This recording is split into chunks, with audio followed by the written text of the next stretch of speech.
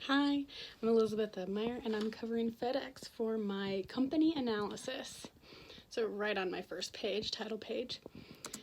Page 2, so covering my abstract. Over this presentation, I will cover the company overview, strengths, weaknesses, opportunities, threats, my recommendations, and then a financial analysis.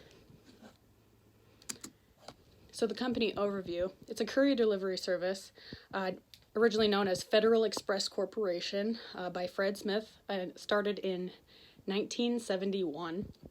Other companies in the field include U.S. Postal Services, UPS, and Blue Dart, which is part of DHL companies. Now, FedEx has 450,000 team members, which is huge all over the country. Now, strengths include marketing, globalization, training, and corporate culture. So marketing is huge. They even were able to get some promotion in the movie Castaway with Tom Hanks, but you see ads all over the place, online, in newspapers, in magazines. There's no shortage of advertisement. Now, globalization, they're all over the world, everywhere. They've expanded. And then corporate training with the management and the training that they have is phenomenal. And then their corporate culture is fantastic from what I've read everywhere. Everybody loves working there and they have all these great incentives. So I would work there. Now their weaknesses. They have competition in the heavyweight distribution area. There are other companies that do it, but they do it way better. FedEx is known for a lot of smaller packages. They have a large dependency on employees and fuel because they have drivers, they have sorters. I mean, they have some technology, but there's a lot of dependency there for people. Another weakness would be non-unionized employees. So they have a few opportunities. Increased use of e-commerce and online shopping these days, and then there's new environmental policies, and then a lower inflation rate. Threats include their competition, and then any driver lawsuits, and then the cost of fuel. So recommendations, I would say my main recommendation is to use the strengths with marketing, globalization, training, and their corporate culture. There's a lot of room to grow with marketing, especially in today's society with social media. A lot could be expanded more on those fronts. Globalization. There are so many companies and so many countries around the world that use FedEx. So if they expand on that, I'm sure there's more room for improvement. Their training can only be improved. They may train on minimum, or they may train on basic things, but they can always train on more and get their employees to be even more loyal with any rewards or incentives. Corporate culture, they need to embrace that. Just keep embracing it. Now, they have really awesome top management that are constantly trying to improve things. They need to focus on differentiation between their competition. So UPS, what do they do differently? That would be a big differentiation part.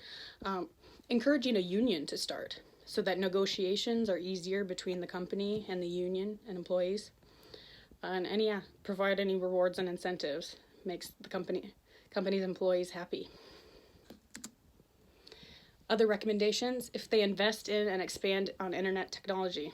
Everything is technology these days. People don't live without it. E-commerce and online shopping is huge. People are always ordering things online and things are getting delivered to their doors. If they change the contracting for their drivers, if they're not seen as independent contractors, then the lawsuits might be a little easier to work around with. And the cost of fuel is tough. So if they were to start a partnership with fuel companies, maybe on the basis of advertisement, if they encouraged the people to use a certain fuel company, there's lots of opportunities that way, depending on what companies they were to talk to. Now here are my references from the first section on the next page. Now to my financial analysis. So that includes liquidity ratios, financial leverage ratios, asset management ratios, profitability ratios, and market value ratios. So the liquidity ratios, it's basically short-term solvency, ability to pay off liabilities using assets. Ideally, it's over 1.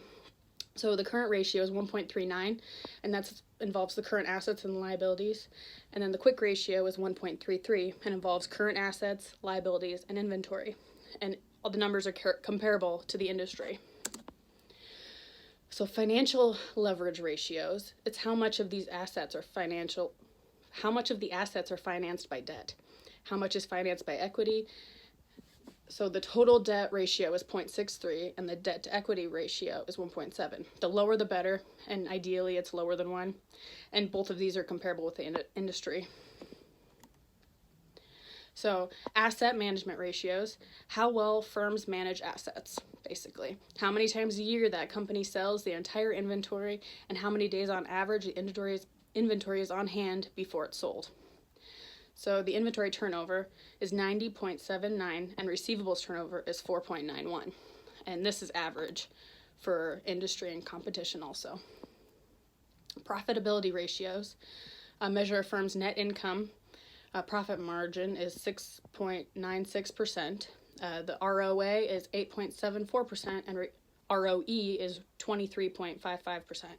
So the higher the ratio, it's more ideal. And these are average for competition and industry. So the market value ratio, it's how well the company is doing compared to the competition. So the number reflects the price the stockholders pay. So the price to earnings ratio is 11.88, and this is lower than all the competition that I've seen. And here are my references for the financial analysis section. So, do you have any questions?